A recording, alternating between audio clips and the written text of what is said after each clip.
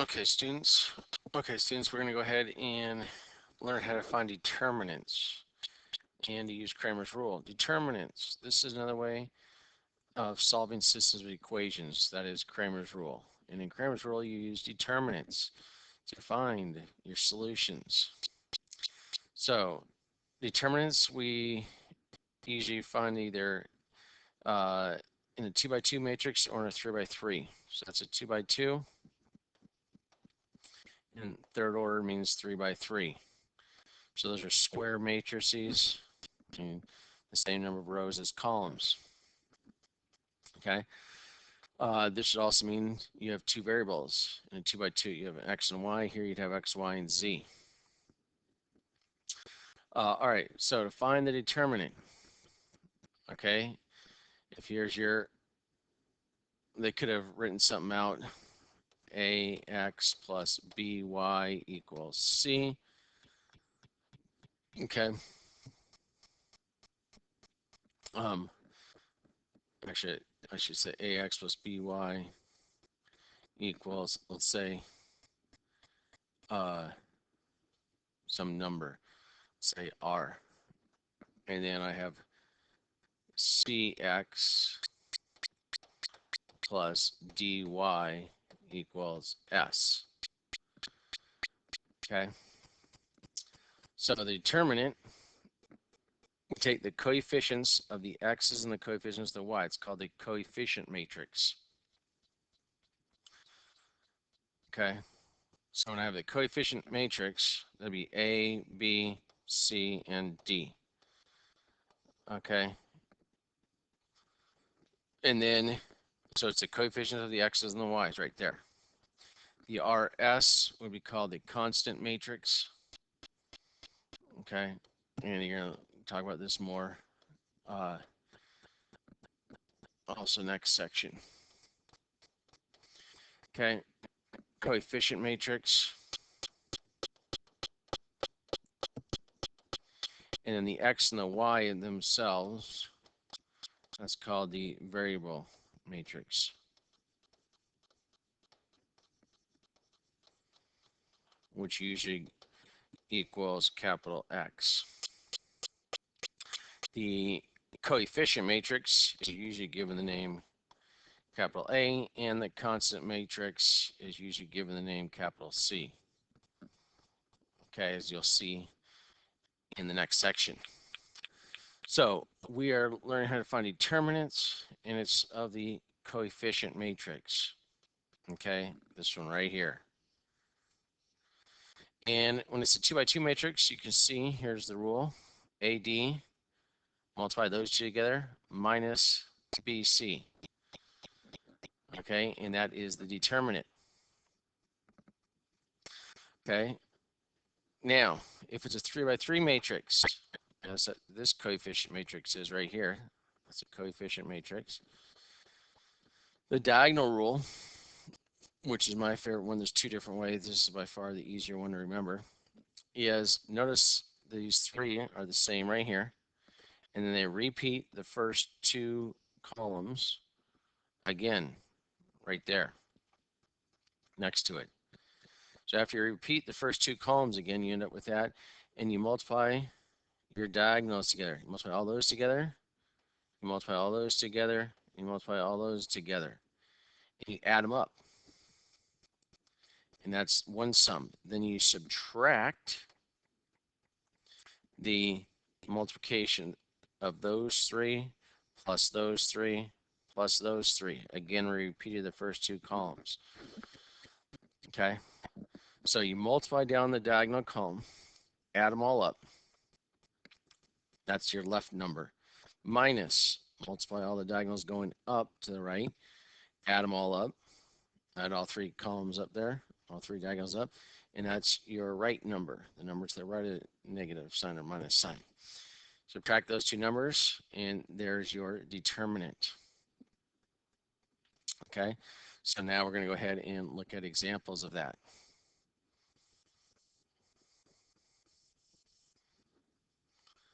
Okay, one last thing before that, you can find the area of a triangle given three vertices.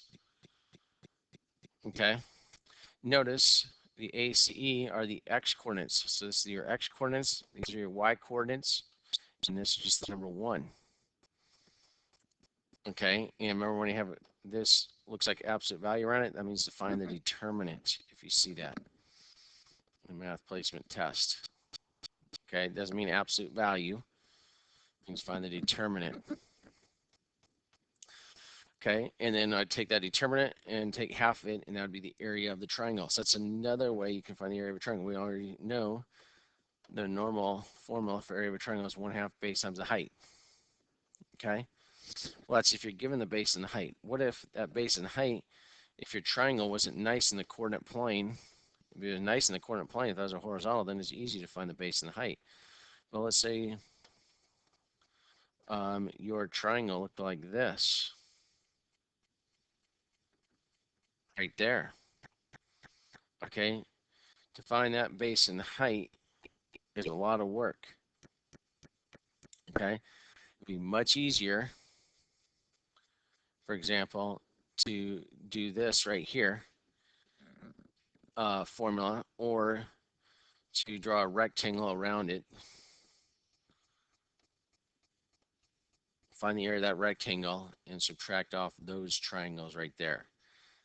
Okay, to find the area of that rectangle.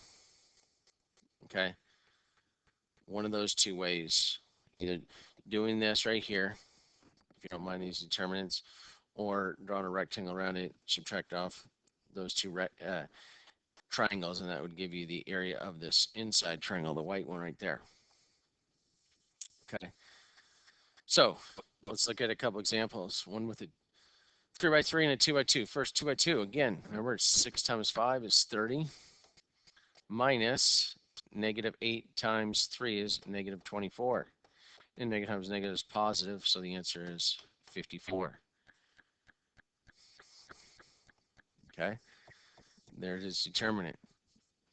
Now, like I said, we'll use that determinants to calculate the x coordinate and the y coordinate of a system on the next page here. 3x3, again, here's my diagonals. 4 times 3 times 6 is 12 times 6 is 72. 5 times 0 times 2 is 0. And 6 times 1 is 6. Add them all up. See, there's a bracket around it. Add them all up. Put your subtraction sign. Put another bracket. Now multiply it up this way. 6 times -2 is -12, 0, and 30.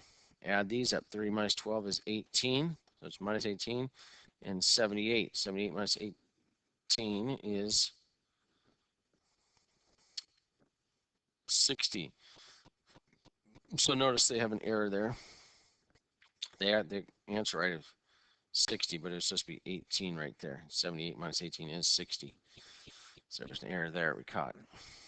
Okay, so that's for you to try those on that side. Okay, now the other side here. Now we use those determinants to calculate our x and y coordinates of a system.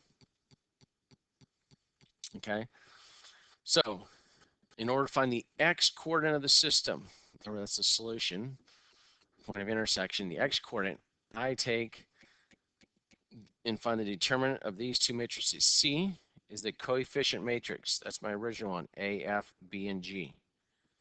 A, F, B, and G, that is my C matrix called the coefficient matrix. Okay. So that, notice, is in the denominator in both of them. So I just got to find it once and put it in the denominator for both of them. Okay, so that would be AG minus BF. Whatever that answer is, that goes there and there.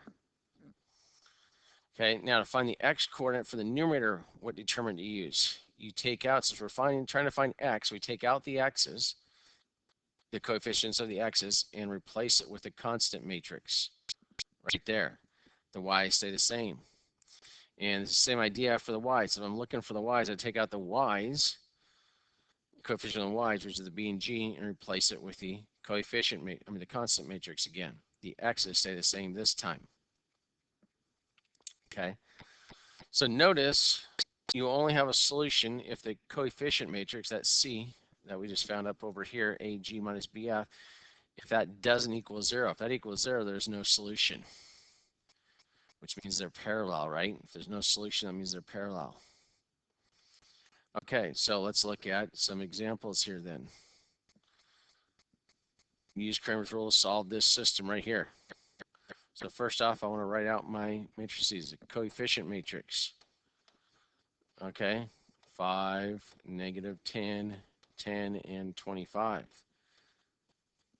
Okay, cross multiply, it's 125, not cross multiply, diagonal. 125 minus a negative 100. Because negative 10 times 10 is negative 100. So that's 225. Okay, so that's what goes in my denominator, 225 on both of them. I just found that. All right, now I go ahead and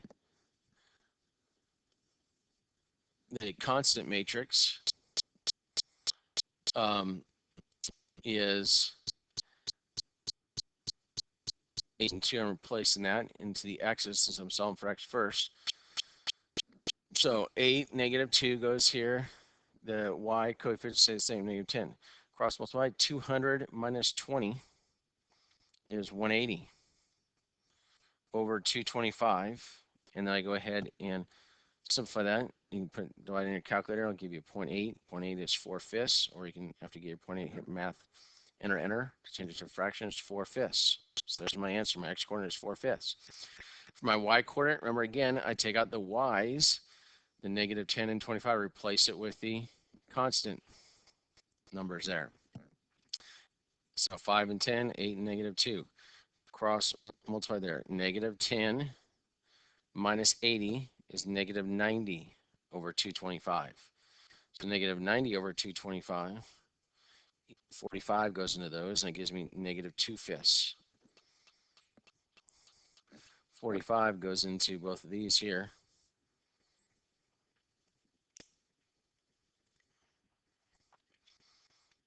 Okay, 4 times into 180 and 5 times into 225 for the 4/5 there. So my point of intersection or solution is 4/5 comma negative 2/5. So now you have another way of finding and solving your system equations. Okay, and that's all they're having you do on here is a 2x2, no 3x3s. Okay, so you just, that's a lot more work, and a lot of people make errors on the 3x3s.